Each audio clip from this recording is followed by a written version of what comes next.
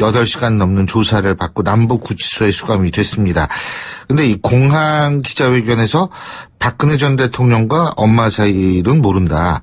변호사 선임 비용, 덴마크 체류 비용 어디서 난 건지 모른다. 그러니까 뭐 아는 게 별로 없는 것 같아요. 참. 근데 이 정유라 씨의 송환이 국정농단 의혹이 새로운 어떤 계기가 될 수 있을지 지금 우리가 관심을 가질 수밖에 없습니다. 관련해서 부장검사 출신이시죠. 국민의당 김경진 의원 전화 연결해서 자세한 내용 좀 입장 좀 들어보겠습니다. 김 의원님 안녕하십니까?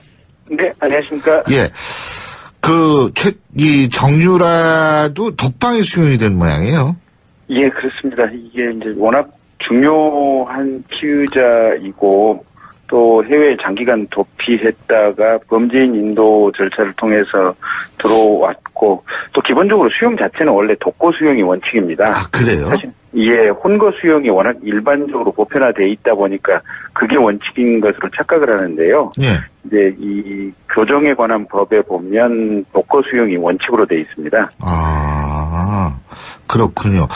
네. 자, 근데 어제 우리 김경진 의원께서도 공항 기자회견 보셨죠? 예, 봤습니다. 근데 일단 첫 번째 제가 좀 여쭤보고 싶은 게 어저께 검사 출신으로서 정유라 씨의 태도를 봤을 때 굉장히 여유롭다고 느끼시진 않으셨어요? 그러니까 이제 첫째는 이제 요새 젊은 사람들이 어떤 상황이든지 간에 대체로 좀 당당하고 여유를 좀 갖고 있는 특성이 하나 있는 것 같고요. 두 번째는 이제 긴 시간 동안 이게 어떤 한국에 송환될 때를 대비해서 머릿속에 이런저런 답변을 해야겠다고 준비를 하지 않았겠습니까? 네. 그래서 이제 그런 준비된 측면이 하나 있을 거고요. 또 실제 이 사건에 관해서는 정유라 씨보다는 최순실 씨가 주도적으로 대부분의 일을 했고 정유라 씨는 그 과실이나 열매를 따먹은 그런 어떤 결과적인 수익범의 측면이 좀 강하다 보니까 그런 여러 가지 측면이 복합적으로 작용을 해서 그렇게 여유 있게 비춰지지 않았나 싶습니다. 근데요, 네. 제가 이제 어제 도저히 이해가 안 되는 게 뭐냐면, 네. 자기네가 도피 비용 있지 않습니까? 네. 그죠? 이런 거 자기는 모른다. 돈이 어디서 났는지 모른다. 네. 아니, 그게 상식적으로 좀 이해가 안 되더라고요. 이해하실 수 있으세요? 네? 우리 김경진 의원께서는? 네? 그러니까요.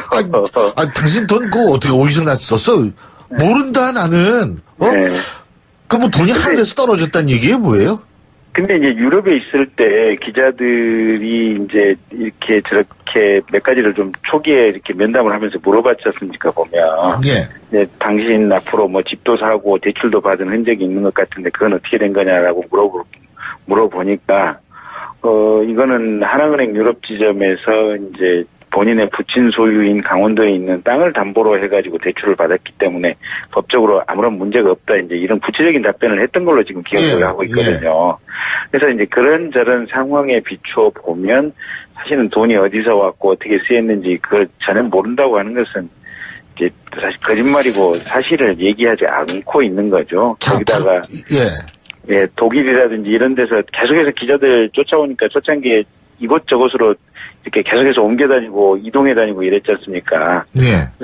그런 과정들을 보면 어쨌든 들어와서 뭐라고 답변할지를 머릿속에 어느 정도 생각을 하고 들어왔다고 봐야죠.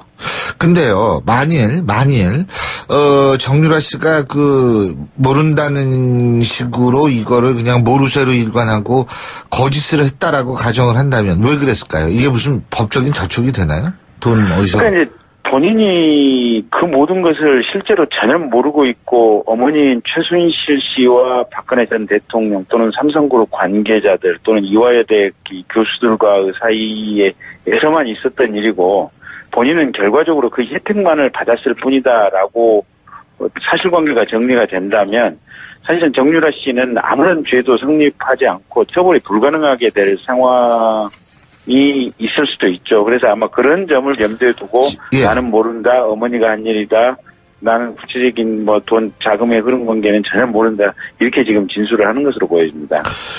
지금 김경진 의원님께서 그런 말씀을 하셨는데 바로 그 부분이요. 나는 대학에서 내 전공이 뭔지도 모르고 난 네. 대학 가고 싶지도 않았다. 이게 그런 의미예요, 그러면? 그런 의미라고 봐야죠. 근데 이제 저희들이 이제 이 사건을 이제 이렇게 옆에서 제3자적인 측면에서 지켜볼 때 실제로도 본인이 대학을 안 가고 싶었던 건 맞는 것 같아요. 근데 그럼에도 불구하고 그러면 이제 이렇게 전면적으로 그러면 정유라 씨가 예. 그런 상황에 대해서 거부를 했냐면 또 그건 아니거든요. 그러니까 본인이 공부를 하기 싫어했던 것들 또는 대학에 가서 성실하게 어떤 학교 생활을 하는 것들 이런 것들에 대해서는 본인이 실질적으로 좀 싫어하고 거부감을 가졌던 것은 맞지만 예. 그럼에도 불구하고 어쨌든 어머니가 승마를 하라 그래서 승마를 조금이라도 하는 신용이라도 하지 않았겠습니까? 예. 그다음에 어머니가 또 어떤 작업을 했는지는 모르겠지만 그 승마 우승 금메달을 받으니까 그 금메달 가지고 면접 시험장에 가라고 하니까 시키는 대로 그대로 한 거 아닙니까? 네. 그래서 그게 이제 체육 특기생으로서 이 학교에 들어가는데 중요한 어떤 이 근거 자료가 되는 것이 메달이 작용을 한다 이런 것을 알고 있었기 때문에 이제 시키는 대로 했었던 것이고요. 그래서 큰 틀에서 보면 자기가 대학을 안 가고 싶었던 것은 맞지만 정말 100에 100%안 가고 싶었다고 하는 것은 거짓말이겠죠. 그리고 정유라 씨한테 이 뇌물 혐의 지금 어떻게 적용이 가능할까요? 뇌물 수수 혐의? 저는 그 부분은 쉽지 않다고 봅니다. 그 이경재 변호사도 전혀 인정되지 않을 것 이런 얘기를 한 모양인데. 예, 왜냐하면 이게 이제 상당히 복합적인 구조를 가지고 있지 않습니까? 보면 이게 최순실 씨가 이제 삼성그룹에서 최순실 씨에게 부탁을 했고 또 그걸 통해서 대통령이 이제 국민연금관리공단의 의사결정에 관련된 어떤 지시가 있었고 이런 아주 이렇게 복합적인 과정인데 그 과정에서 정유라 씨가 어떤 의사결정이라든지 구체적인 어떤 이 의견 연락 과정에 뭔가를 담당했을 가능성은 상당히 적다고 보여지거든요. 그래서 그 말을 타는 혜택이라든지 또는 승마 지원에 관한 혜택을 결과적으로 정유라 씨가 받은 것은 사실이지만 그렇다고 해서 이 부분이 정유라 씨에게 책임을 묻기에는 쉬워 보이지는 않습니다. 그렇군요. 그리고 또 한 가지는 이제 그 정유라 씨, 이 수사 기법상 말이에요. 네. 이 최순실 씨가 정유라 씨의 귀국으로 조금 이 위축이 될까요? 어떻게 보세요?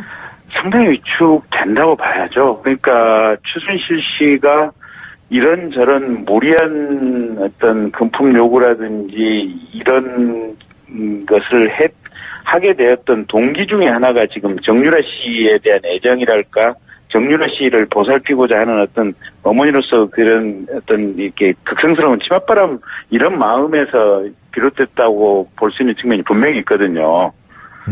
그래서 지금 최순실 씨 어제도 아마 재판 받으면서 검사에게 딸 건드리지 마라. 딸은 뭐 말 한 번 얻어탄 것밖에 없다는 식으로 이제 얘기를 해서 법정에서도 웃음이 나왔다고 하는데 어쨌든 최순실 씨 본인 마음에서는 딸이 다친다 또는 딸이 구속이 돼 있다 또는 구속이 된 이후에 오랫동안 형을 살게 될 것 같다 이러면 상당히 복잡한 심경의 변화를 일으킬 가능성이 있고 그러다 보면 지금까지는 보면 최순실 씨가 법정에서 이렇게 진술 증언하는 태도가 박근혜 대통령을 상당히 이렇게 옹호해주고 보호해주려고 하는 이런 자세를 취하고 있었는데 그런 부분이 경우에 따라서는 조금 어그러질 가능성도 있겠죠.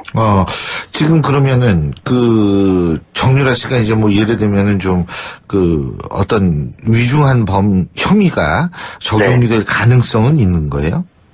그러니까 이제 검찰에서는 첫째 이제 적극적으로 이제 그런 어떤 최순실 씨의 진술 변화라든지 심경 변화를 이끌어내기 위해서 검찰이 과연 적극적으로 지금 정유라 씨에 대해서 구속 수사를 할 것인지 이제 이런 부분을 하나 눈여겨봐야 되고요. 두 번째는 통상적으로 이제 저희가 보기에는 뇌물죄 적용이 쉽지는 않아 보이는데 검찰이 정말 강력하게 법 적용을 해서 뇌물죄까지도 정유라 씨에게 적용을 할 것인지 이런 부분을 좀 주목해서 봐야 될 대목입니다. 예. 아, 참. 그러고 이게 좀 약간 다른 얘기인데 박근혜 전 대통령 말이에요. 네. 이영선 전 행정관 재판에 증인으로 채택되고 강제 구인장까지 지금 발부가 됐는데 거부를 해서 출석을 거부했어요. 그러면 출석을 거부해서 안 나온다라는 건 강제 구인장에서 강제는 무슨 의미입니까? 그러면? 네? 그러니까 이제 원래대로 법 집행을 하면 당연히 예. 강제 구인장이니까 강제로 끌어와야 되고 이 특검 측에서는 강제로 끌어올 수 있는 권한이 있는 거거든요. 예.